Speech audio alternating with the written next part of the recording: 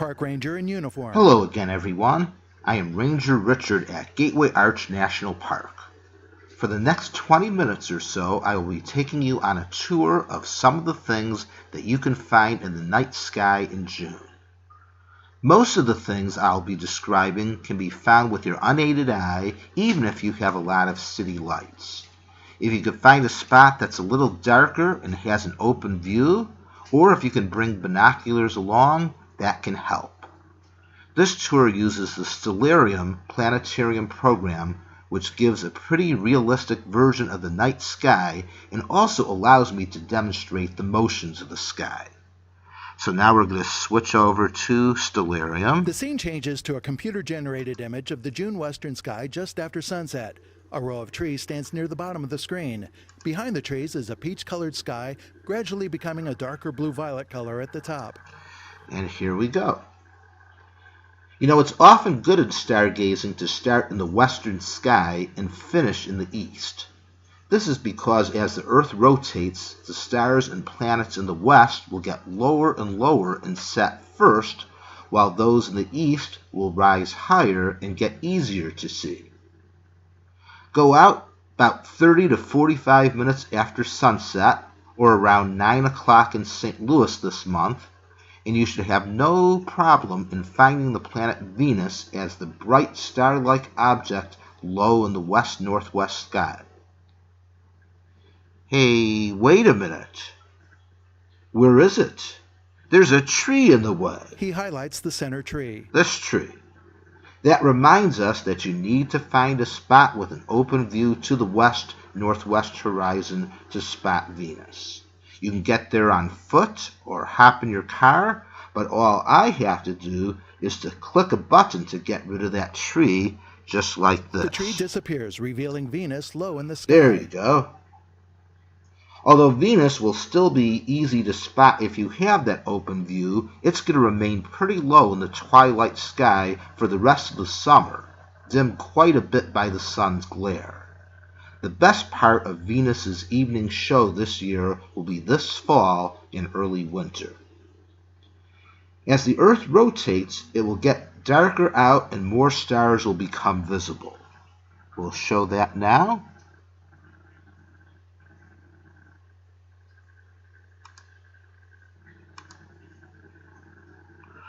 Move ahead in time just a little bit. The sky gradually grows darker as time lapses. Venus moves down and to the right. As the sky darkens, stars begin to appear in the sky, forming an arch shape in the middle of the screen. There we go. The middle stars are labeled Pollux and Castor. This is about 40 minutes later, and by this time Venus is setting, but the sky is darker. Down and to the left of Pollux is the planet Mars.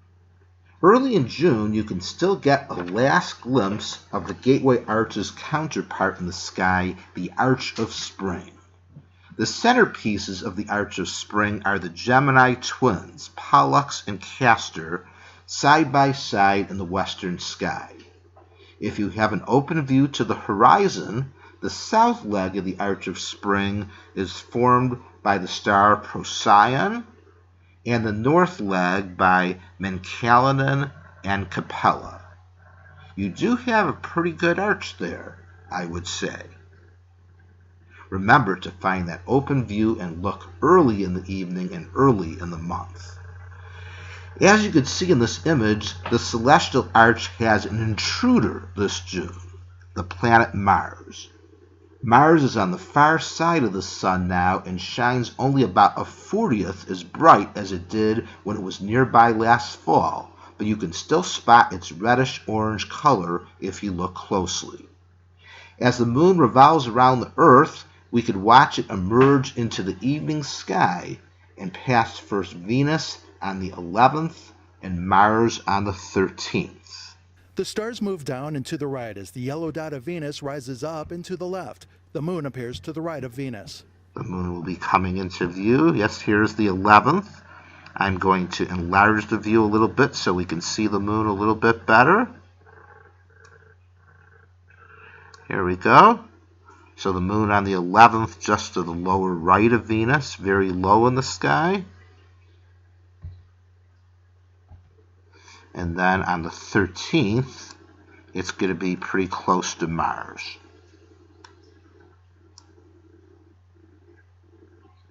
This thin crescent will be very pretty, and if it's a good clear night, you could notice the outline of the unlit part of the moon, faintly illuminated by sunlight reflecting off the Earth onto the moon and then back again.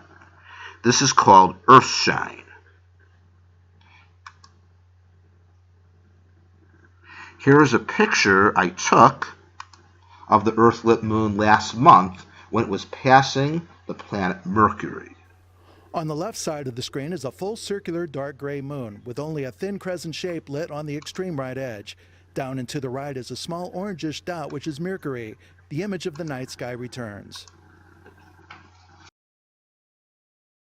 So we've already seen how Earth's turning and the moon's revolution around the Earth affect the sky. There is also the motion of the planets around the sun, which cause them to shift their position relative to the background stars, which are thousands of times farther away. Venus and Mars are having a race this June and July in the western sky. Which one wins? Well, let's see. Let's go back to where we originally started at the first of the month. Go backwards.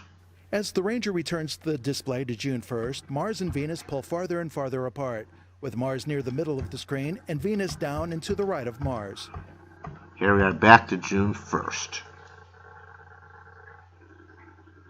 We can see that Mars starts out June well ahead of Venus. Chugging along in its orbit, Mars appears in line with the Gemini twins around the 8th. The gap narrows and Venus rises higher in the sky. Right about there. And then continues on. Since Venus is closer to the Sun than the Earth is, it takes 224 days, or about 7.5 months, to go around once. Since Mars is farther from the Sun than the Earth is, it takes almost 2 years, or 687 days, to do the same. So by June 25th, as we continue on, we can see that Venus is now the one that's even with the Gemini twins, and it's steadily closing in on Mars. We will witness the exciting conclusion of this race next month around July 11th. I won't give away whether Mars or Venus wins, but if I were you, I would bet on the one whose name starts with V. If you think about all this, it's pretty cool. All of these things, Earth's turning each day, the moon revolving around the Earth, and Venus, Mars, and the Earth revolving around the Sun, we can see them with this simple Stellarium computer program, or even better, in the real sky. And you don't even need any special equipment. That's one of the great things about stargazing.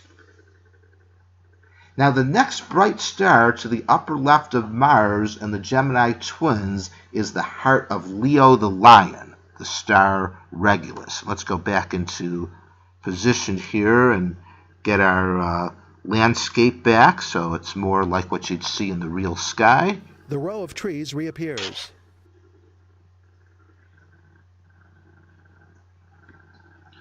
Now, Leo is one of the constellations that looks a little bit like the thing that it's named for, if you have a dark enough sky or use binoculars to fill in the blanks caused by the city lights being too bright to see some of the stars. You can imagine this backwards question mark of stars forming the lion's head and front part. And then the triangle here, Ranger indicates stars above and slightly to the left, making up the hind part and the tail. Do you have trouble seeing a lion there? How about this? I'll draw in the constellation lines like this. There you go. That's Leo the Lion. Or we could imagine how the ancients saw it, having the time to create their stories and legends about the sky. Superimposed images of several animals appear on screen in silhouette, including Leo the Lion. To the ancient Greeks, the constellation Leo represents the Nemean lion that terrorized the countryside. The god sent Heracles, known to the Romans as Hercules, to slay the lion. The mighty hero tried to shoot the lion full of arrows, only to find that they all bounced off. Finally, Heracles had to strangle the lion with his bare hands. After that, Heracles wore the lion's skin as his cloak, and both were placed into the sky to recall the event. We've covered all the action in the western part of the sky, so now we're going to shift our attention to the north. A different series of silhouetted animals, including a bear, a giraffe, and a dragon, appear as the ranger rotates the program to display the northern sky. The silhouettes disappear and lines connect the star patterns. High in the sky are the stars of the Big Dipper, a plow to the British. 3 stars form the handle, and 4 form the bowl. All but one are pretty bright, what we call second magnitude, but the star that joins the bowl and the handle is dimmer at third magnitude, and it can be hard to see if you have too many city lights. Take a close look at Mizar, the star at the bend in the handle. Can you spot a tiny star named Alcor right next to it? I'll scroll in. There you go, you're starting to see it there right now. And there's a little tiny satellite going on the computer program.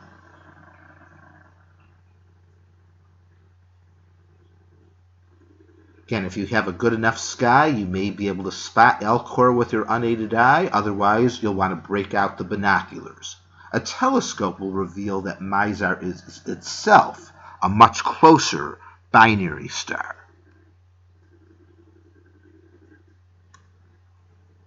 As many people know, the stars in the Big Dipper's bowl, the 2 stars farthest from the handle, always point to the North Star Polaris. If you imagine a line from the center of the Earth through the North Pole and then out into space, it goes almost exactly to Polaris. Many people think that Polaris is the brightest star in the sky, but as you can see here, it isn't. It still is pretty bright at second magnitude, though, enough to serve as a great landmark.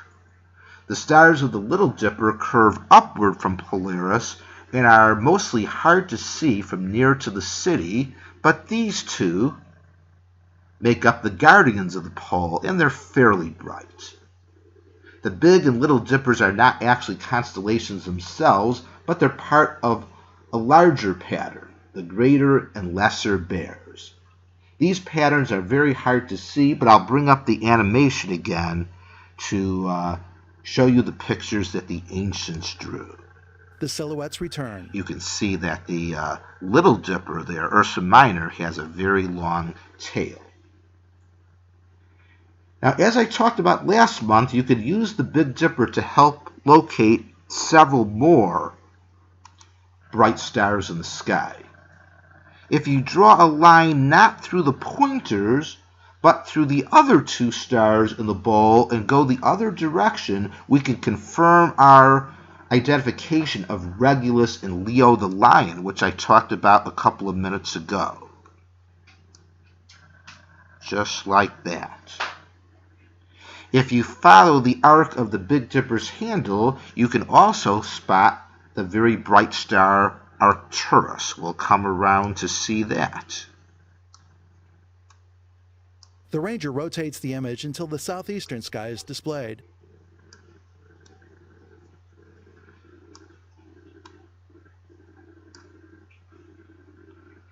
Get a little bit larger scale. The Big Dipper's handle, follow the arc to Arcturus, and then speed on, or some say spike, to Spica, 2 bright stars. Now, Arcturus is a giant star, pretty nearby as stars go, at 37 light years away. Spica is dimmer, but still bright, and it's 250 light years away. So the light from Spica left at around the time of the American Revolution, and it's taken that long to get to your eyes. So this is a case where appearances are deceiving. Although Arcturus looks about twice as bright as Spica, Spica would be about 20 times brighter if they were both at the same distance from us. You might also notice that Arcturus shines with a noticeably yellowish-orange tint, while Spica is white, maybe even tinged a little bit with blue due to their differing temperatures. Now there's another orange-colored bright star that you can find at this time of year low in the southeastern sky. And that is Antares at the center of the constellation Scorpius. The Scorpion is one of the most distinctive constellations in the sky, and I plan to talk more about it next month.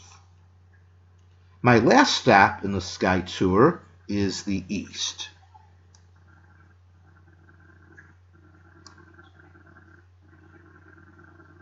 Three bright stars in the east form the huge summer triangle, which I'll be talking about for the next few months.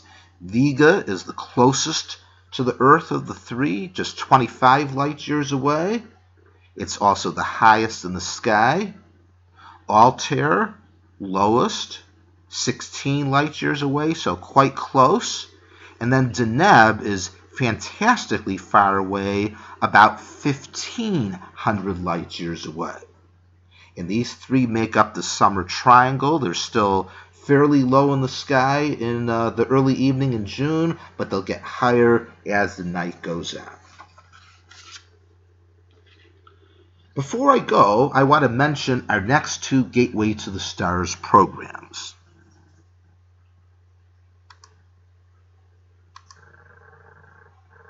List of upcoming Gateway to the Stars programs. On June 19th at 8 p.m., Mr. Joel Allen is going to be our guest speaker. He's going to talk about the lives of stars. He's a local astronomer and is a former park ranger at Bryce Canyon National Park, which offers some of the darkest skies in the United States, if not the world. I've sort of picked up the nickname myself of being the Sky Ranger. Well, those similar to me at Bryce Canyon are known as Dark Rangers. So this program should be a lot of fun, and it'll be followed by this video tour and then live or recorded images of sky objects submitted by members of the St. Louis Astronomical Society. There should be a great view of craters, mountains, and other features on the moon, and also other sky objects. Speaking of the national parks, our speaker for the July 17th program is probably the world's leading expert on the opportunities available to do stargazing and astronomy in the national parks. Dr. Tyler Nordgren will talk about this, and maybe he can help you plan on a tour of some of the parks now that it's beginning to be easier to travel around the country. Dr. Nordgren and his Space Travel Bureau have created some great vintage-style artwork for national park posters Poster like of black this. sun surrounded by yellow crescents. Text, August 21st, 2017. Total eclipse of the sun across America. From Grand Teton National Park. I'm going to let the sky rotate some more to simulate the rest of the night. Image returns to night sky.